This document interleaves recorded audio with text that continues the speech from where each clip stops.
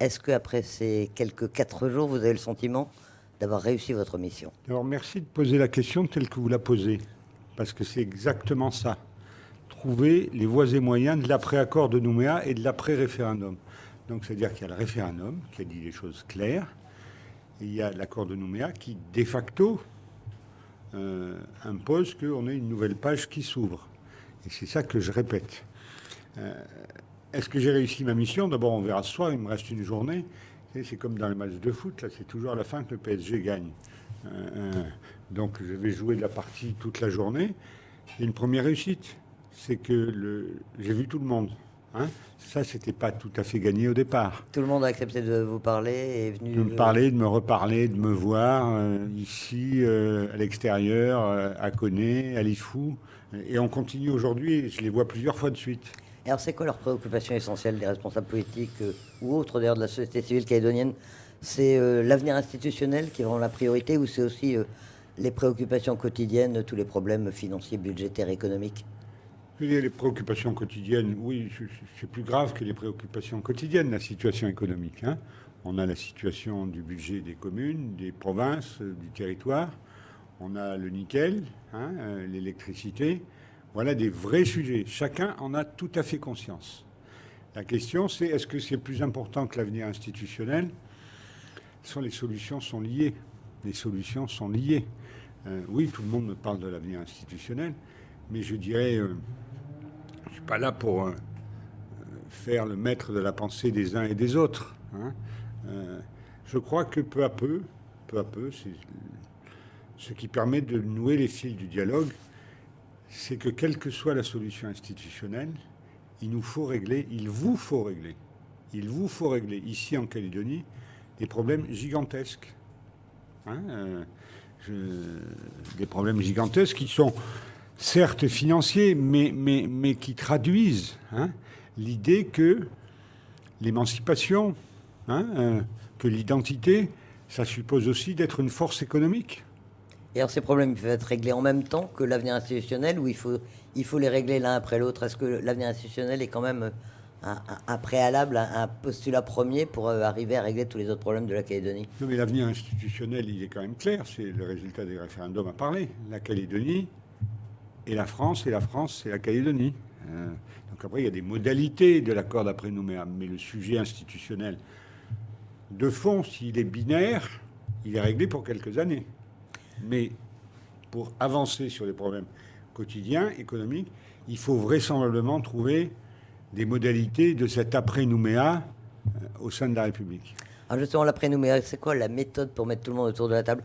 Quand vous dites les choses sont réglées avec les 3 référendums, les indépendantistes ne sont pas sur cette même analyse. Ils récusent toujours les résultats du 3e référendum. Oui, ils récusent, mais moi je ne peux opposer que la France est une démocratie. Hein, voilà, et c'est plutôt bien que la France soit une démocratie, ce qui nous permet de nous voir.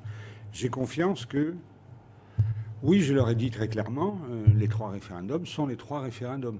Donc pendant une longue période, essayons de vivre avec une émancipation plus grande, avec une identité plus grande, avec une participation à l'environnement régional, économique et politique plus grande. Mais n'oubliez pas, vous élus, que j'ai aussi, vous avez surtout, vous avez un problème gigantesque de création de valeur. L'émancipation, ça consiste à, sur un territoire, savoir créer de la valeur. Pour vivre, pour payer ses fonctionnaires, pour payer ses ponts. Bon, voilà, c'est aussi un vrai sujet. Et donc, la solution, elle n'est pas binaire. Ce qui a été binaire, c'est le résultat du référendum. Une fois que ce point-là est sur la table, enfin même pas sur la table, la démocratie a parlé, même si on conteste, je comprends qu'ils contestent. Qu'est-ce qu'on fait demain? Mon sujet, ma mission, c'était d'abord de se voir. Et on s'est vu. Ça faisait quelques dizaines de mois qu'ils ne se voyaient plus. Ensemble, on va voir. Voilà, justement, est-ce que les partenaires locaux, maintenant, qui ne se parlent plus non plus, est-ce que vous allez réussir à les remettre autour d'une table et à faire qu'ils se parlent entre eux? C'est ma mission. C'est ma mission. Et bizarrement, je Je pense qu'il va arriver à le faire à Paris. Il faudrait qu'il le fasse ici. Hein. C'est souvent le cas dans l'histoire calédonienne. Oui. Bon, le gouvernement fonctionne. Les assemblées fonctionnent quand même. Ils peuvent être divisés. Mais moi, je veux dire aux Calédoniens à travers vous, c'est difficile. Mais il y a un gouvernement, on est pour, on est contre, mais ça, c'est la démocratie. Hein. Il y a une assemblée du territoire, de province. Tout n'est pas noir dans la vie. Hein. Il y a des choses, imaginez quand même tout ce qui s'est fait depuis 30 ans. Alors le gouvernement est prêt, et tout le monde est d'accord, à tirer le bilan des accords de Nouméa. Hein. Le cahier des charges est prêt, à tirer ce qu'on appelle l'histoire de la décolonisation. Hein. Le cahier des charges est à peu près prêt. Reste à savoir qui fait l'analyse. On ne va pas prendre un cabinet privé pour faire ça, on va se mettre d'accord. Il y a de mauvaises expériences dans le domaine en plus. Je n'ai pas entendu votre question. Se mettre d'accord pour que ça soit incontestable, incontesté. Alors si vous me dites est-ce que vous êtes optimiste, est-ce que vous avez réussi, je dirais que c'est comme au tennis, hein, c'est le dernier set qui compte. Alors la méthode, vous avez parlé d'un comité des partenaires destiné à remplacer le comité des signataires. La fin des comités signataires, c'est-à-dire que l'accord de Nouméa est terminé, ou que c'est la dernière manche, là aussi? Non, l'accord de Nouméa, il y a plusieurs choses. Il y avait le comité des signataires, qui était une expression pour faire vivre l'accord de Nouméa. L'accord de Nouméa, il est intangible. On ne revient pas sur les acquis de l'accord de Nouméa. Ça, c'est clair. Il n'en a jamais été question. Mais le comité des signataires, c'était... D'abord, malheureusement, un certain nombre d'amis ne sont plus là. Hein, mais maintenant, il faut faire vivre l'après-référendum, la suite de l'accord. On n'efface pas l'accord de Nouméa. C'est intangible, c'est écrit, ça n'existe pas. Mais après, il y a une vie. Et il y a une vie, elle doit être ensemble. Et tout le monde, je pense, reprend plus ou moins ce terme de l'accord des partenaires, de la réunion des partenaires de l'avenir. C'est quand même plus porteur, me semble-t-il. Comité des partenaires de l'avenir qui va comprendre qui? Est-ce que vous avez déjà une idée de qui il faut mettre dans ce comité? Ce sont des élus, des responsables politiques, faire rentrer la société civile également? Je pense que, d'abord, c'est pas à moi à le dire. Je vais vous dire, on n'est pas directement dans l'état colonial où le ministre arrive et dit tiens, un tel, hop, tel jour, telle heure. Ça ne marche pas comme ça, heureusement. Il y aura plusieurs instances dans ce comité des partenaires. Il y a plusieurs sujets à traiter. Hein. Il faut se mettre d'accord sur les thèmes qui sont traités, sur les groupes de travail. Il y a à la fois une instance, j'espère, politique des accords des partenaires, des instances de travail, certaines à Paris, certaines ici. Il faut se donner du temps, pas trop. Pourquoi pas trop de temps? Parce que pendant ce temps-là, la Calédonie ne va pas bien. Hein. La Calédonie va pas très bien au niveau économique. Les gens s'en vont, on manque de médecins. S'il n'y a pas cette perspective longue de travail en commun, une perspective longue de stabilité, ça ne marchera pas. Il ne faut pas attendre trop longtemps pour avoir cette perspective longue. Il y a eu une espèce de débat polémique, je ne sais pas pourquoi, sur est-ce que ça se réunit le 3 avril à 8h ou le 5 novembre à 16h. Enfin, je veux dire, c'est pas un vrai sujet. La fin, de toute façon, mai 2024, avec la fin de la mandature actuelle de l'accord de Nouméa, ça va être vraiment... il faut avoir trouvé une solution, une sortie avant bien cette avant, date-là. Bien avant. Il y a une deadline, hein, si on peut dire, et ça porte bien son nom. Hein, une deadline là, mais l'objectif, et chacun de mes interlocuteurs le partage et le comprend. Le plus vite possible, mais avec beaucoup de sérieux. Et donc on est sur la ligne de crête. Hein, plus vite possible, ça ne permet pas de travailler, ça ne permet pas d'inventer. Mais le plus sérieux ne doit pas vous amener dans 10 ans. Donc voilà, on est quelque part dans les mois qui viennent. Pour chercher quoi? Un statut définitif de la Nouvelle-Calédonie, un statut sur le long terme, ou faire encore un saut de 10 ou 20 ans comme on l'a fait précédemment? Vos interlocuteurs, ils vous disent quoi les uns et les autres? Est-ce qu'ils sont prêts à travailler ensemble sur une solution d'avenir? Les uns et les autres comprennent que, et c'est dans la Constitution française, il y a un droit à l'autodétermination. C'est dans la Constitution de l'ONU, nul ne remet en cause ces choses-là. Le sujet, c'est de faire un travail en commun, une vie en commun, des institutions, peut-être à modifier un peu, hein, sur la compétence de ceci, de cela, entre les provinces, les mairies, l'État, les territoires, de trouver un système pour que, sans renier ce qu'on pense, que chacun pense, et dans une démocratie, je le répète, c'est comme ça, on respecte l'autre, on respecte la pensée de l'autre. Et la grande chance de la France, c'est d'être une vraie démocratie, en Calédonie aussi. Hein. Donc l'idée, c'est que dans ce respect des choses, quelles que soient les idées, nul ne pense que la question doit être posée tous les matins. Hein. La durée de la réussite. J'ose pas vous parler des problèmes de nickel, des problèmes d'énergie, la durée de la réussite pour refonder tout ça, parce que ça mérite d'être travaillé. Hein. Je veux dire, la Calédonie, elle est riche de ses hommes, riche de ses ressources naturelles, riche de son environnement, riche de sa langue, de ses langues, riche de sa culture, riche d'être la France dans le Pacifique. L'idée, c'est que tout le Calédonien ait conscience de cette richesse. Hein, c'est ça. C'est compliqué parce que c'est un discours. Je ne sais pas si d'autres le tenaient avant moi, mais moi, je le tiens fermement et clairement. Parce que je pense que c'est un discours qui peut rassembler. Regardez-vous, regardons-nous.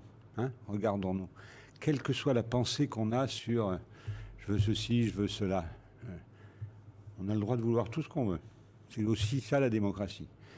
Mais après le regard sur ce que l'on est. C'est un peu ça ma démarche.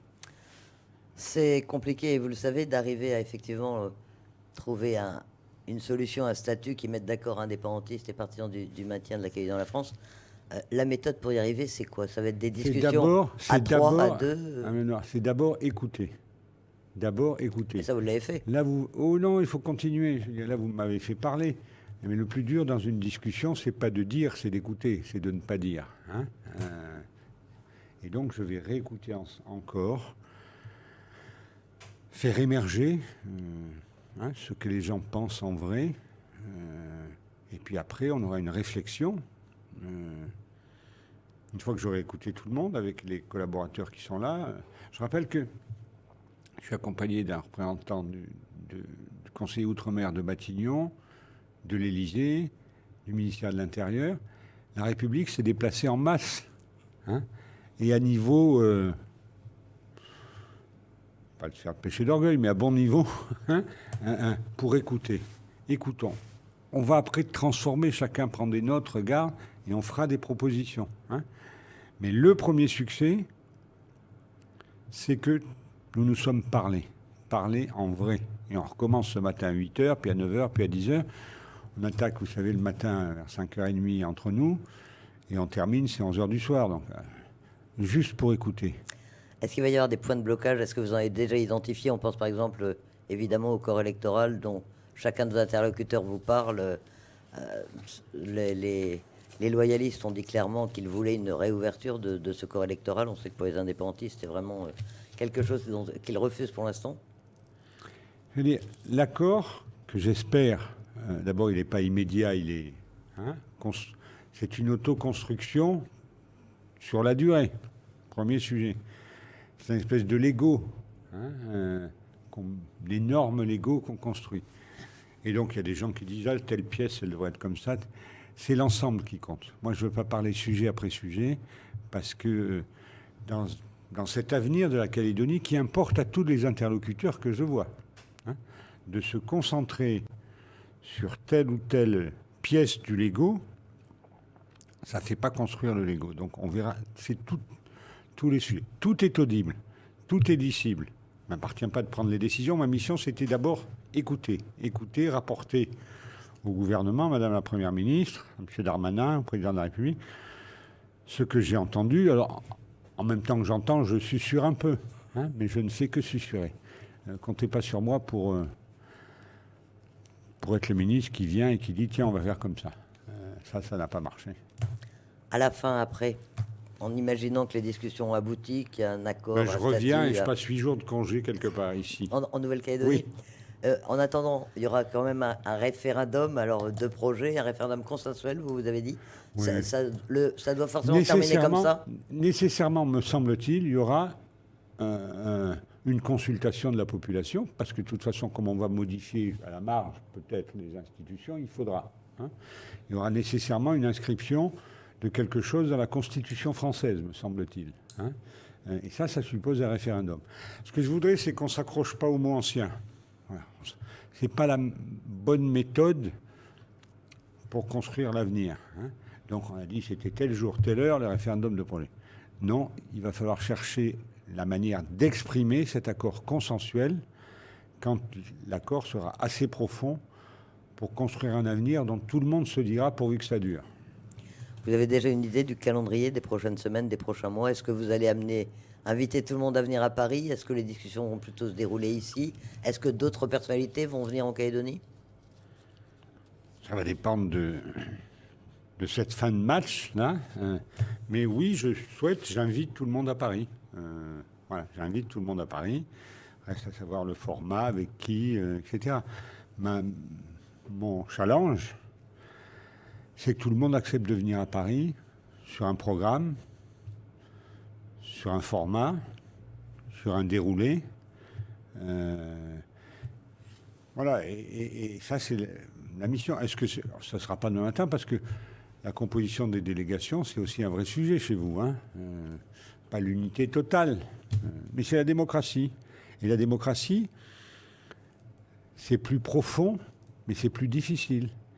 Et surtout que quand je pense que la République, c'est la démocratie plus exigeante, plus profonde. Je pense que la Calédonie est une image de cette démocratie compliquée. Tellement facile d'avoir un type qui décide de tout, etc. En général, ça se termine mal. Pour que ça se termine bien, travaillons sur ce consensus. Travaillons sur que la Calédonie n'est pas binaire. Même si certains pensent ceci, certains pensent cela. Hein. J'ai vu plein de Calédoniens, de Calédoniennes, de tout groupe, hein, qui m'ont dit quand même, maintenant on avance. Maintenant on avance. C'est sympa toutes ces histoires, voilà, on peut ne pas être d'accord. Monsieur le ministre, faites-nous avancer. C'est ça que je suis venu faire. Après je verrai si je réussis ou pas. Mais je suis venu avec beaucoup d'humilité. Hein, mais aussi beaucoup d'amour pour la Calédonie et pour ses habitants. Je crois qu'il faut que chacun entende qu'au-delà des positions, la République est aimante. Vous connaissez cette phrase d'Abdel Malik, « Ô République, pourquoi ne m'as-tu pas dit que tu m'aimais ?» Voilà, c'est ça qu'on essaye. C'est ce dont la Calédonie a besoin? Je pense, profondément. On a parlé rapidement des problèmes économiques, financiers du nickel. On sait que l'État a beaucoup aidé la Calédonie ces derniers mois sur la crise sanitaire, sur la crise financière. Elle va continuer à l'aider parce que les problèmes ne sont pas réglés, notamment en matière financière. Évidemment. Hein, évidemment que c'est sur le contrat de développement 2023, il est acquis, qui continue. Hein, on est dans cette phase de poursuite de la construction de ce vaste Lego. On ne va pas mettre un coup de pied dans ce qui se construit. Mais vous l'avez dit, madame, alors, merci de le dire. C'est pas un chantage, c'est pas rien. C'est une prise de conscience. Hein, une prise de conscience, que ce soit sur l'aide alimentaire, sur le Covid, sur les sujets qu'on travaille sur la montée des eaux, qui est un vrai sujet, je pense à UVA, mais aussi ailleurs, sur le contrat de développement et d'investissement, sur le tourisme, sur la jeunesse. La France est là. La France est là. Il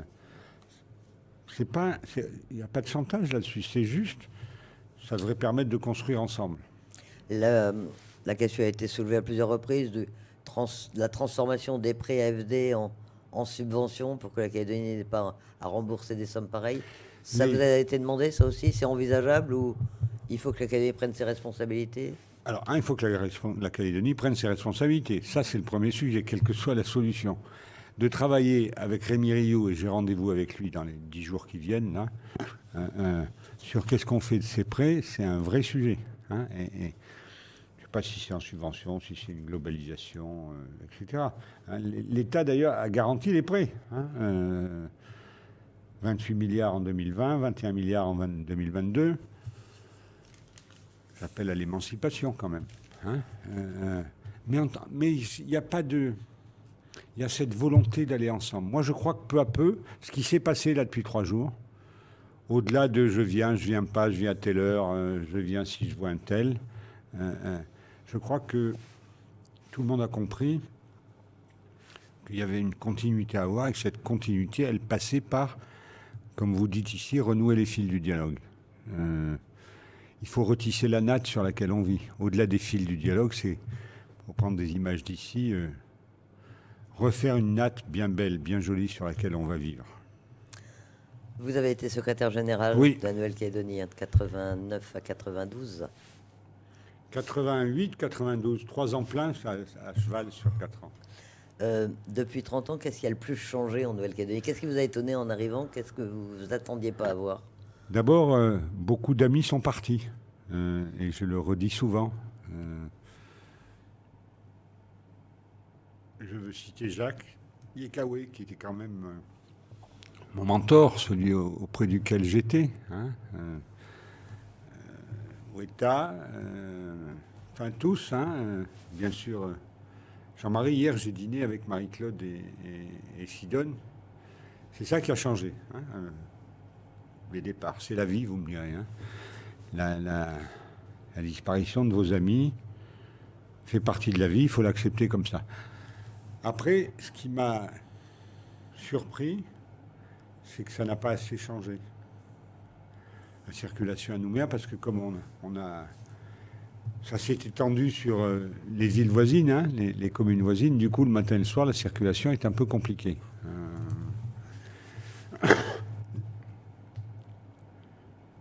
C'est resté... La Calédonie est restée une des plus belles îles du monde, l'île la plus proche du paradis, comme on dit. Et ça, c'est déjà bien, parce que je connais des tas d'îles et des tas de paysages en France où on a quand même un peu saboté la chose. Hein. Là, non. Ça, c'est bien. Ça n'a pas profondément changé. Est-ce que c'est bien, est-ce que c'est mal? C'est pas mon sujet, c'est le sujet des Calédoniens. Mais le vivre ensemble est resté là.